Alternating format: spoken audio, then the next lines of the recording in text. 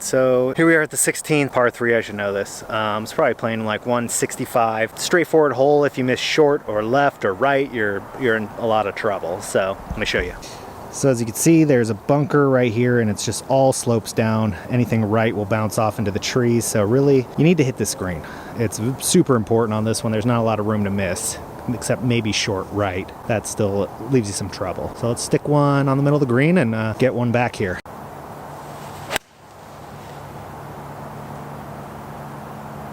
Well, I hit that one actually pretty well, except I just pushed it dead left. I don't know what that was, just didn't finish my swing. I guess I was playing a draw all day, so I kind of aimed maybe a little left, but that one just took off left and just went dead straight left. So I look like I'm in a bunker, the far one, which I don't know that I've been in.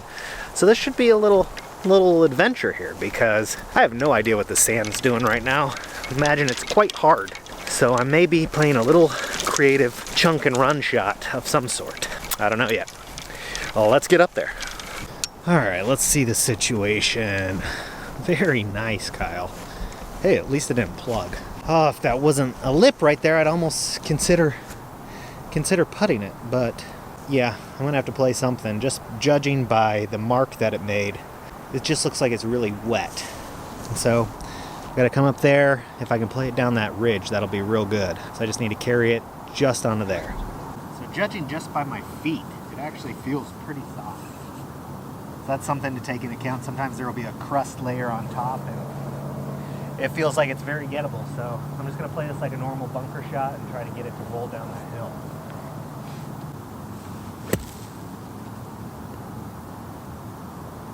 That was about as perfect as I could do it right there. I probably got about 4 feet left.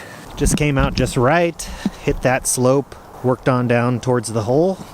We'll call it 5-6 feet. So let's make this be a nice par. Oh, that one kind of hurts a little bit.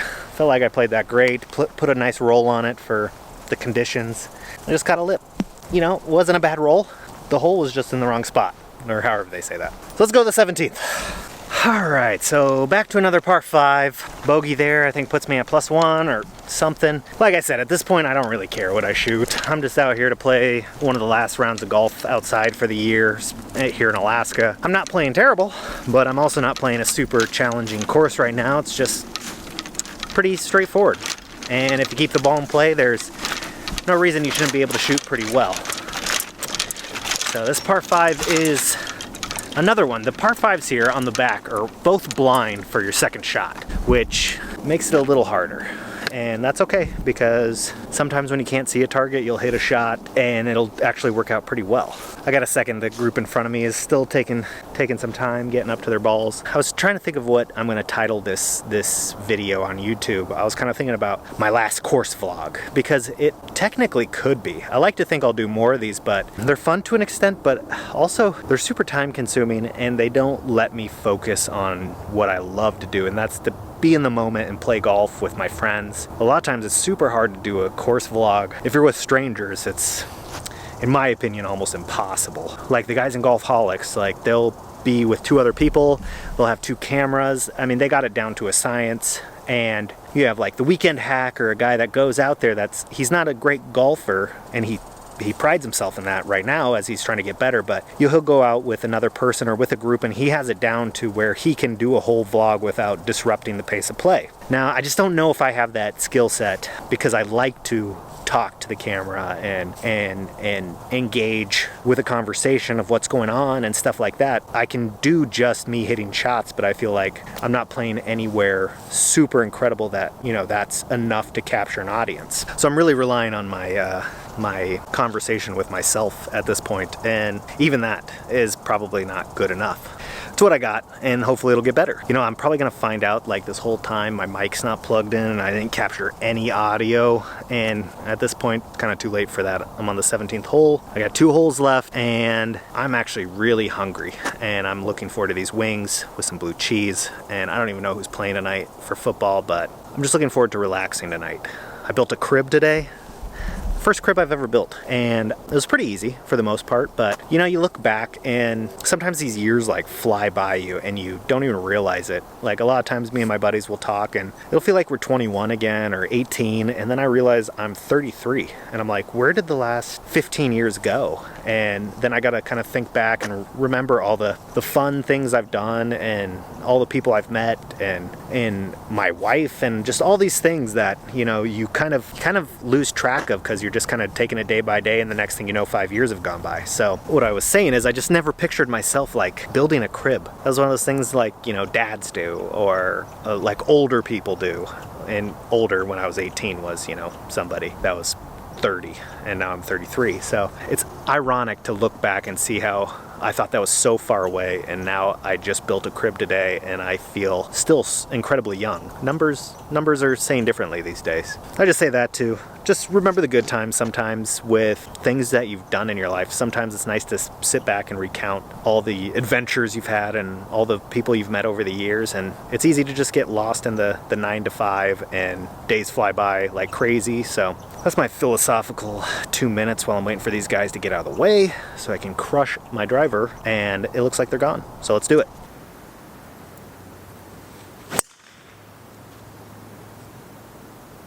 As you can tell, I have some of the best balance in the biz. Almost fell over on that shot, but worked out. I should be down at the bottom of the hill. It's kind of where you want to be. I'm probably going to lay up because I don't know if these guys are going to be off the green, and I certainly don't want to be that guy that hits into them, and I'm thinking highly of myself right now, but I'm going to lay up, hit another wedge, see how those go. And plus I want to just hit one of these irons again because they feel so good. I forget how good forged irons feel. I mean, honestly, at the end of this season, which is now, I may have to look at see if I can get my Titleist sold. I'm sure my wife would love that. Be like, are you getting new irons? And I'll be like, no, I'm upgrading. So, but yeah, the forged just feels so good. They have very little offset on them, which is kind of nice because those AP3s are just big and chunky. I like them because they allow you to miss hit and still work out pretty well, but there's something nice about that forged. And man, like if you ever want to do a fitness test of somehow push your cart on a hilly course like this, hold one arm out, extend it as far as you can, and talk while you're golfing. I just feel like I'm not that out of shape. That's debatable, but I did walk 36 at Chambers. Actually, all the guys I was playing with. We had a caddy, four caddy the first round, but a lot of people thought we were pretty insane for doing that or trying it. And we finished up right in the sunset. It was so beautiful and perfect. Like I can't even put it into words, but you know, that wasn't too difficult. I was a little tired after. Nothing a little whiskey and mac and cheese didn't fix, but yeah, man. I need to get my cardio up this winter because this is kind of embarrassing. I'm gonna have to cut out like 8 minutes of me just so bear with me. But you know what? That's what I got. That's me. You know, slightly out of shape, average golfer who thinks people care what he has to say. So let's get down to that tee shot. All right, here's where my tee shot ended up. Kind of right hand side of the fairway, maybe just off. Green's probably right up over here. You know, I'm probably 240 away, but I want to be roughly 70 yards, so math tells me I need to hit this about 170. I'm going to hit 7-iron. I don't think it'll get all the way there, but I just want to feel the 7-iron of the forged. Just look at these things, though. They're like such a good iron. This 7-iron, the reason I don't love it anymore is because it's got that huge gash taken out of it from obviously a rock of some sort, but they're just this good, sexy iron. I got the old lambkin grips on them from back in the day. And now we're going to see how it works out. Not my best. It's kind of an uphill lie. I just hit a 7-iron and kind of fell out of my stance with the uphill lie and tugged it right. Should be okay, but I'm not going to have 70 yards like I was planning. That's going to be okay. And right now, as you can hear my cart pushing through this frozen tundra, it's getting chillier. I just need to finish up this hole, get onto 18, wrap that up, say goodbye to you guys, and then I'm off to the house to get some dinner. And that's a little bit of the reason why I'm out of breath. It's because pushing my cart all the way down this hill, up this hill, all the way up to here. It's a good little jaunt, so it's not like I'm on flat ground and out of breath. I'm not that out of shape, but pretty close. So I got about 103. Probably just gonna take a little sand wedge at it. I just don't imagine these sticking too well, so if I take a sand wedge, hit it pretty good, it should bounce pretty hard if it hits the green. I don't know. This is probably a dumb play, but I don't have my one club that I would hit here because it's being sent back to Titleist. So wish me luck.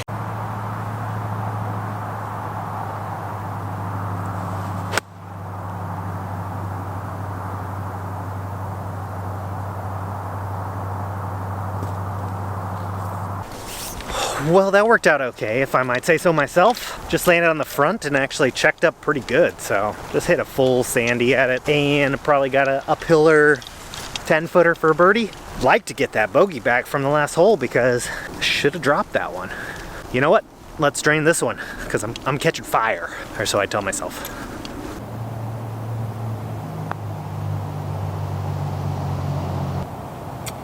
Didn't break as much as I thought it would.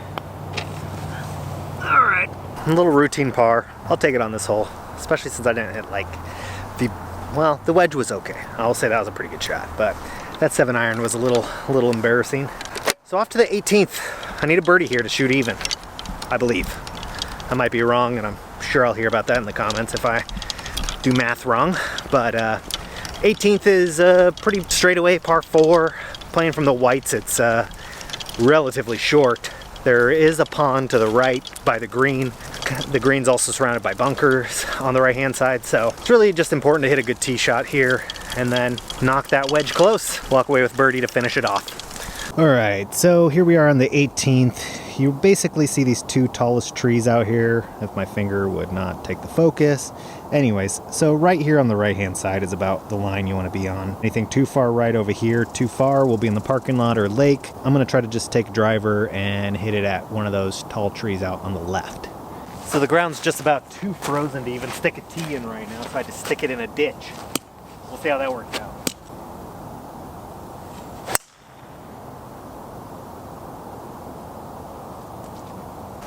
Well, surprisingly, that felt like probably one of my best swings of the day right there.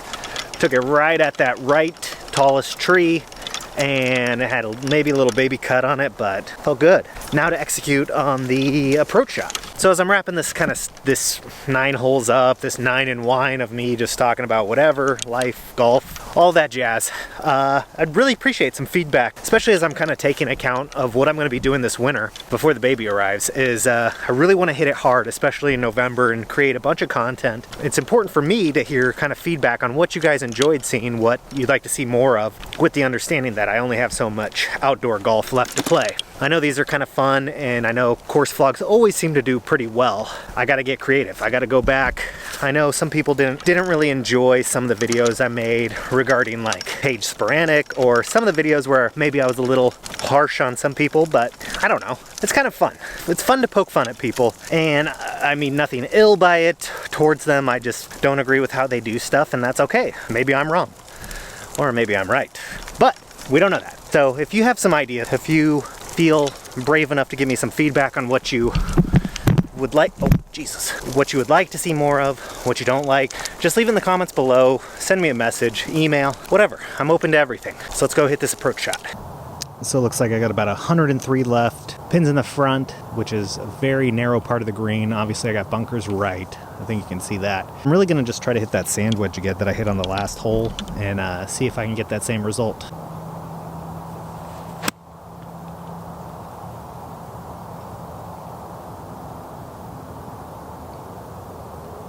Great shot.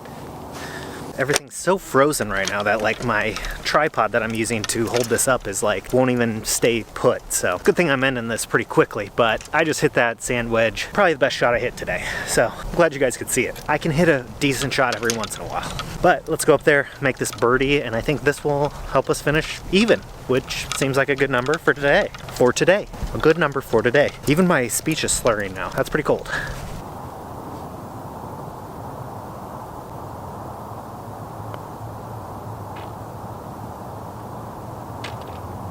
Finished off birdie, shot even, I think, on the back. I just want to thank you for tuning in for another episode of Knock Stiff Golf. Like I said, give me some feedback in the comments down below if this is the kind of stuff you like to see. Please like, subscribe, do all the stuff you guys do on YouTube, and I'll see you guys next time. Bye.